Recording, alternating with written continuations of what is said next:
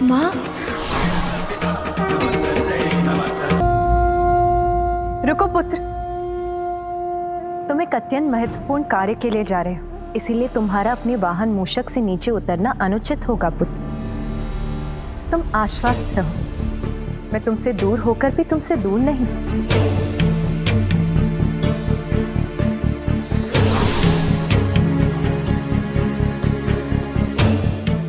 प्रणाम माँ। आपका ये पुत्र आपके दर्शन पाकर कृतार्थ हुआ। कल्याण हो पुत्र, तुम्हें देखकर मुझे भी अपार सुख का अनुभव हो रहा है। मुझे ज्ञात था माँ, आप मुझे आशीर्वाद देने अवश्य आएंगी।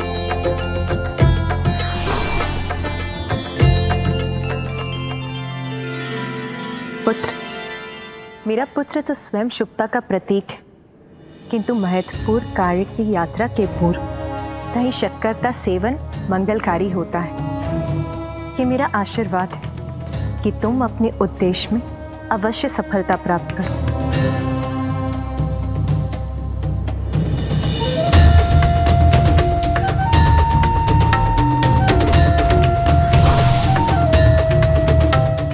पुत्र, इस रक्षा सूत्र के रूप में मैं सदैव तुम्हारे साथ रहूंगी। विजय भव। प्रणाम माँ।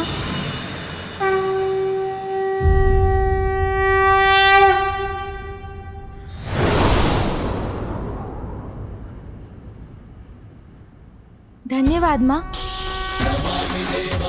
मूषक जी चलिए।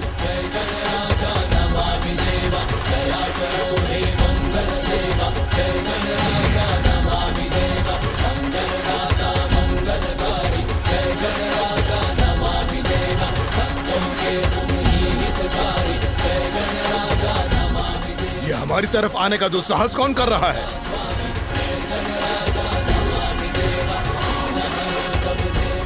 रुको!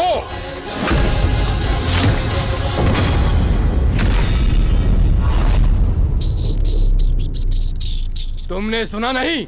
मैंने कहा रुको! शत्रु शिविर से आए हुए शत्रु हो तुम, भीतर नहीं जा सकते तुम।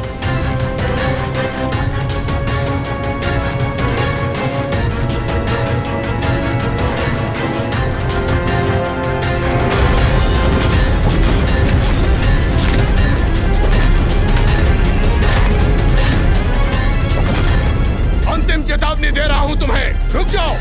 आप बढ़ते रहिए मूषक जी।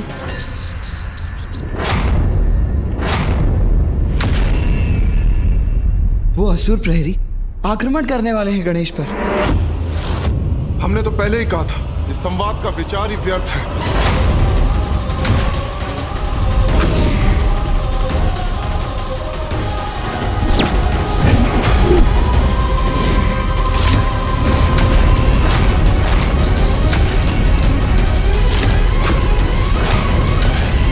कौन हो तुम और क्या चाहते हो? शांति। क्या कोई शस्त्र है मेरे पास?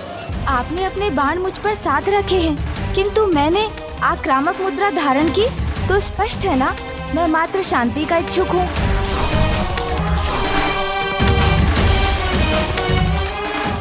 मैं आपके महाराज अंधकासुर के साथ शांति वार्ता करने आया हूँ। ये देव बालक महाराज अंधकासुर से क्या बातें करना चाहता है?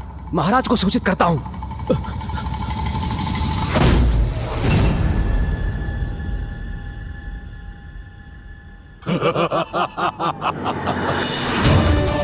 जान पड़ता है कि देवताओं को सद्बुद्धि आ गई है, इसलिए क्षमा प्रस्ताव लेकर इस बालक को भेजा है। आने दो उसे। उचित है महाराज।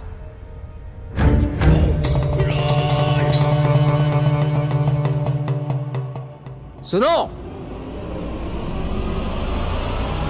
आने दो उस बालक को। जाओ बालक। जाओ। चलिए मूषक जी।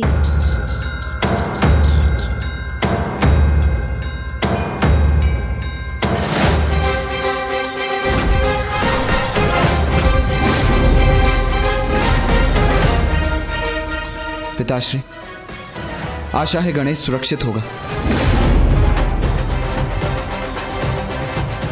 देवताओं ने अपनी ओर से शांति प्रस्ताव भेजा है, किंतु हमने तो उनके लिए कुछ और ही प्रबंध किया है। सुनो, आने दो उस बालक को। ए बालक, महाराज अंधकासुर तुम्हारी प्रतीक्षा कर रहे हैं, आ जाओ। जाओ बालक। जाओ। चलिए मूषक जी।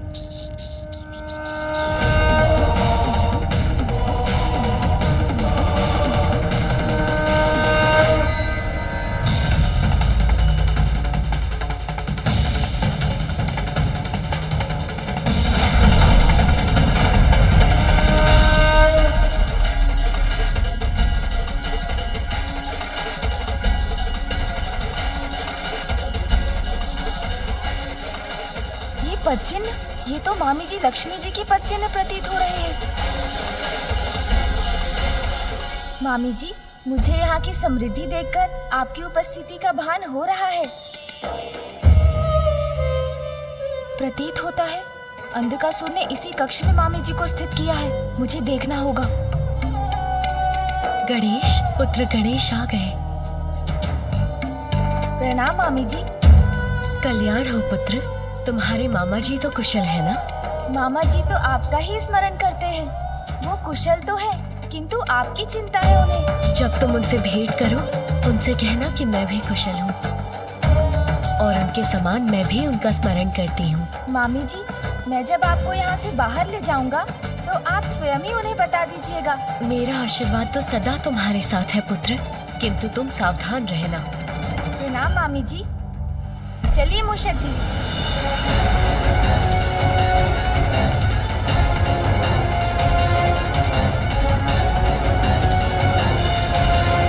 क्षमा याचना लेकर आने वाला ये बालक कहाँ चला गया? कहीं वो मेरे भवन की भव्यता में तो नहीं खो गया?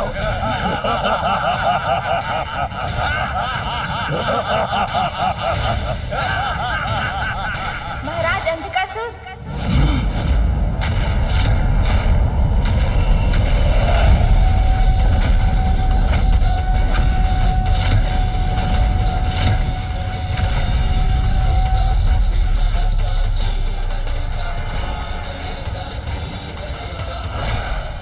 ठहर जाओ बालक। तुम बालक अवश्य हो, किंतु देवताओं द्वारा भेजे गए हो, शत्रु हो हमारे। तुम महाराज से जो भी कुछ कहना चाहते हो वहीं स्थिर होकर कहो, आगे मत बढ़ो।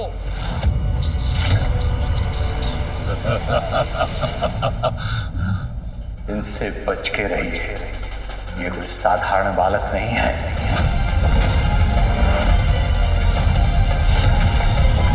महाराज अंधकासुर, मैं आपसे वार्ता करने आया हूँ।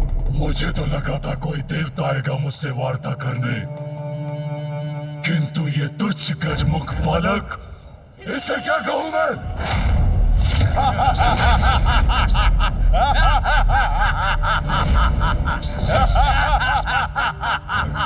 ए तुच्छ बालक, जाओ यहां से।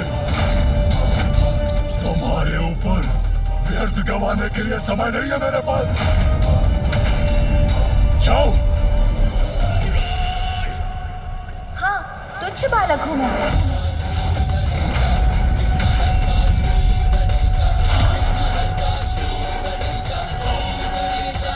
वही तुच्छ बालक हूँ मैं, जिसने महाबलशाली सिंदूरा का वध कर उसके रक्त से स्नान किया था।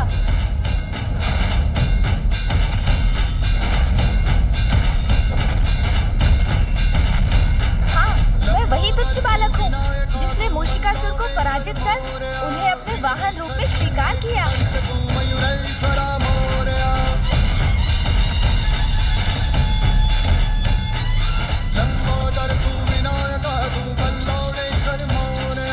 विघ्नेश्वर तू है नगरी को निगलकर उनके अहंकार को हरा था।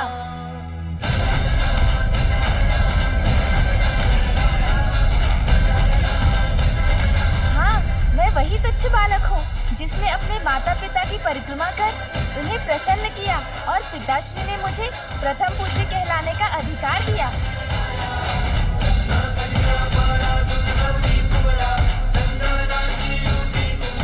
अवश्य मैं वही तुच्छ बालक हूँ जिसे देवताओं ने भी प्रथम पूज्य देवता का स्थान दिया है।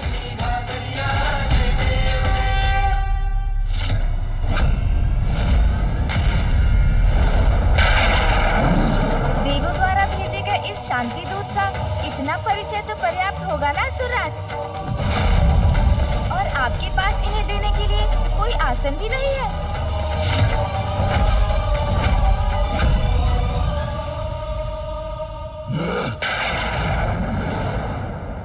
तो फिर यही उचित है कि मैं अपने आसन का प्रबंध स्वयं ही कर लूं। मूषक जी, तेरी भक्ति का वरदान है, जो कमाए वो धनवान है, इन किनारे की कश्ती है वो, देवा तुझसे जो अनजान है। यूं तो मूषक सवारी तेरी, सब पे है पहरेदारी तेरी, पाप की आंधियां लाख हो, कभी ज्योति न हारी तेरी। अपनी तकदीर का वो खुद सिकंदर हुआ रे, उड़ के ये जहां रे, जिसकी सीने यहाँ रे, साथ पाया तेरा हे देवा। जाने वाशी नहीं जाने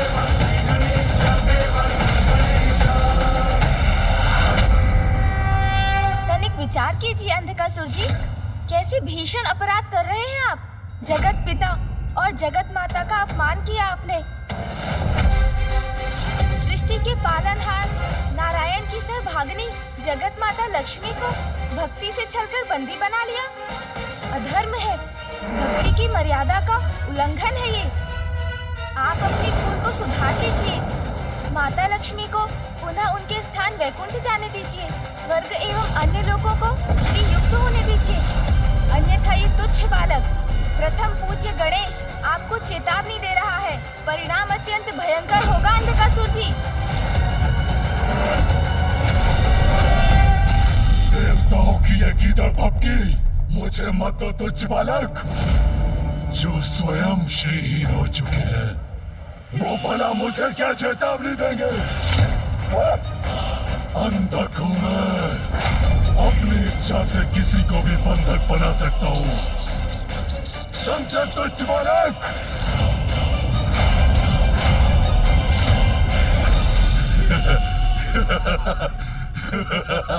अंधकासुर जी,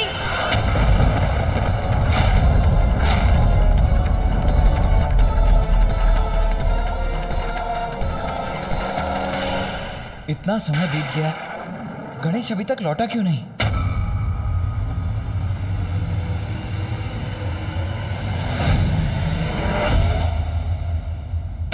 जिन ब्रह्मदेव के वरदान से आप इतने शक्तिशाली बने हैं, वो स्वयं नारायण के नाभि कमल से उत्पन्न हुए हैं।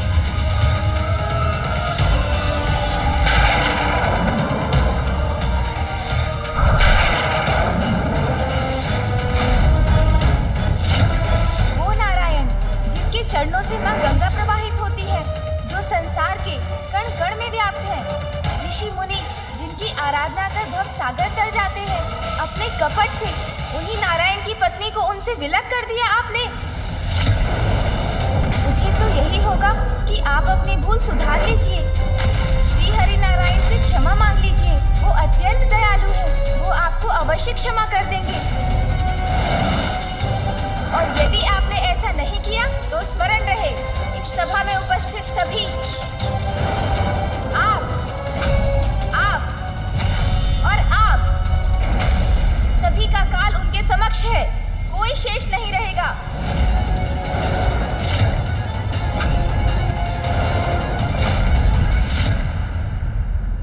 यदि नारायण अपनी पत्नी का साथ पाने के इच्छुक है, तो स्वयं यहाँ आकर मिले मुझसे।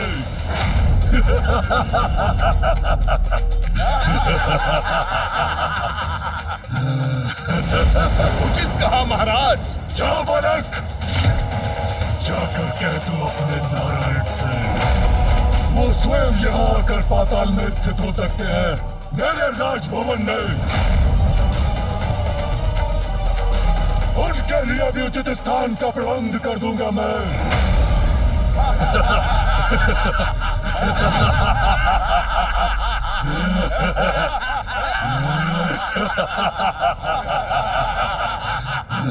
बस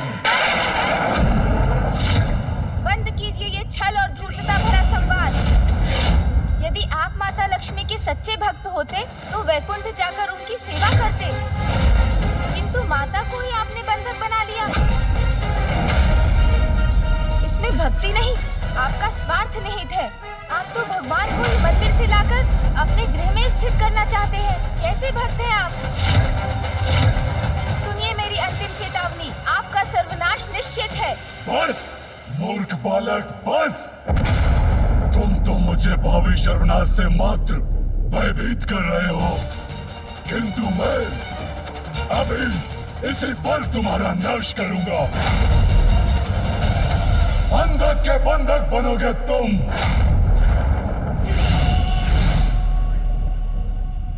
बंदी बना लो इस तुच्छ बालक को और इसकी लक्ष्मी माँ के साथ इसे स्थित कर दो।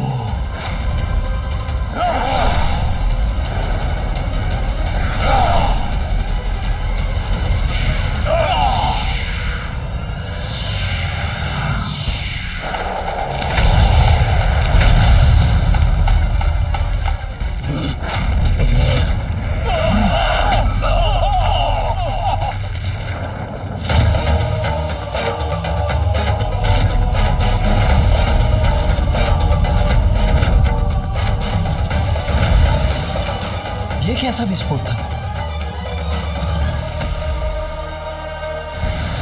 अरे पकड़ो उसे, अरे मूषक को पकड़ो, वो भागने ना पाए।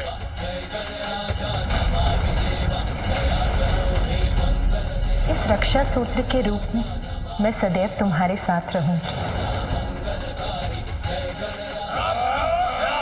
मूषक जी,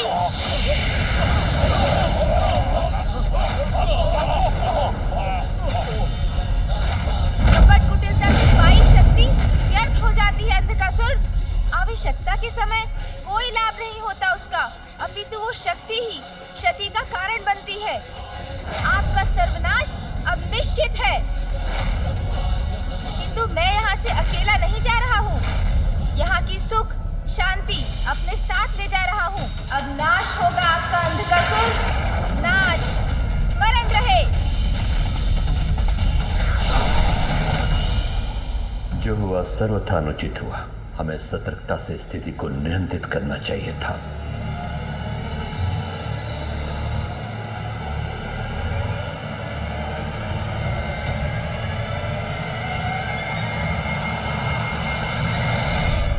लगता है गणेश संकट में है, मुझे अभी जाना होगा। कार्तिकेय,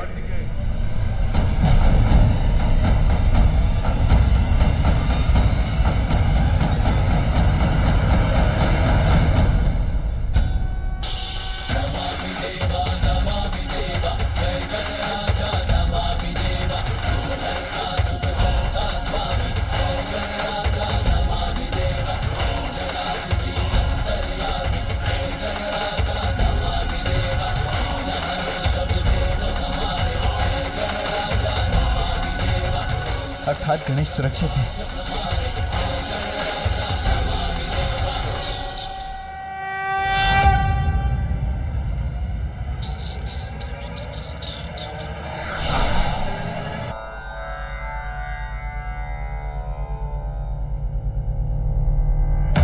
चिंता मत कीजिए मामा जी, सकुशल है मामी जी वहाँ। पुत्र, तुम्हारी भेंट हुई उनसे? नहीं, भेंट संभव नहीं थी, क्योंकि अंधकासुर ने माता के कक्ष को कड़ी सुरक्षा में रखा है। हाँ, किंतु उनसे मेरी बात अवश्य हुई मामा जी। मामा श्री, अति शीघ्र आपकी चिंता का कोई भी कारण शेष नहीं रहेगा और मामी जी भी हमारे मध्य होंगी।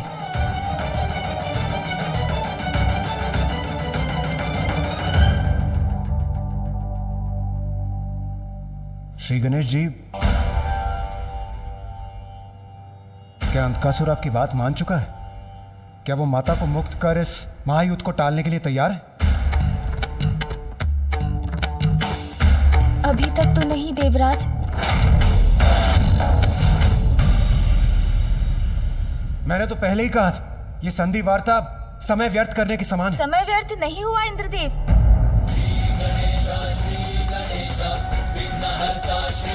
अंधकासुर का अंधकार स्वयं उसकी बुद्धि और विवेक दोनों को ले चुका है।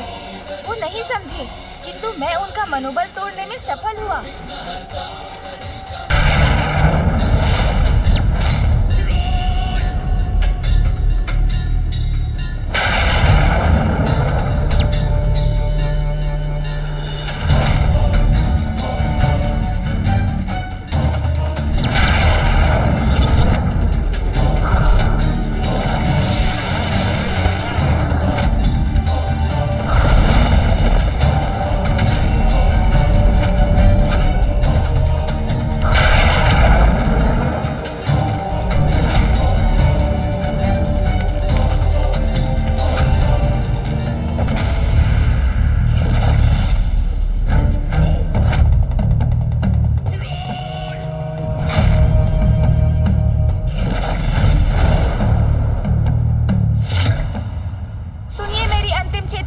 आपका सर्वनाश निश्चित है।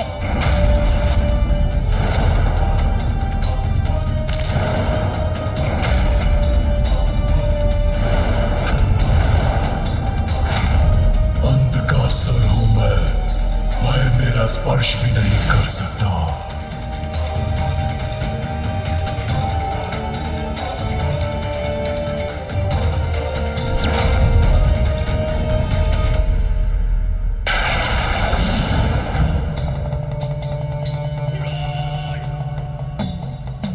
असुरराज,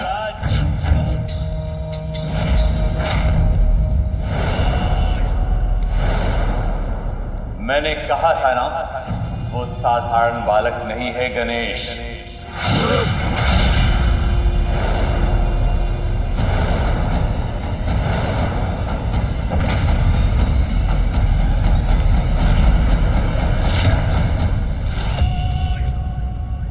एक बालक अंधकासुर और उसके बलशाली असुरों के समक्ष उसके भवन का शीर्ष खंडित कर निकल गया। इससे कुछ तो डगमगाया होगा उनका मनोबल।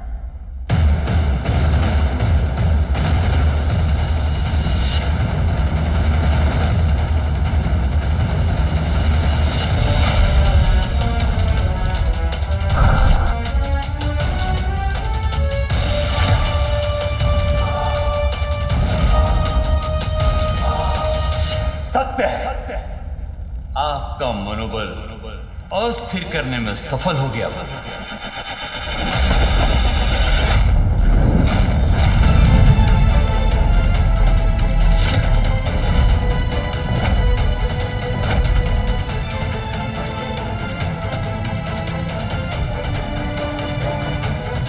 नहीं गुरुदेव, कदापि नहीं।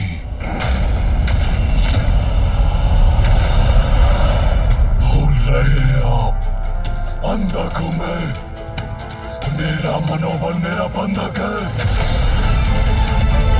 एक गजमुख बालक की साधारण सी घटना मुझे प्रभावित नहीं कर सकती। अंधकासुर हूं मैं। प्रभावित तो वो हो गए, किंतु युद्ध तो अब होकर ही रहेगा।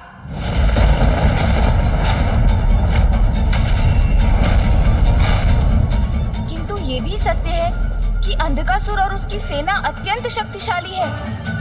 इसलिए हम देवताओं को सावधान रहकर अपनी शक्तियों का उचित प्रयोग करना होगा।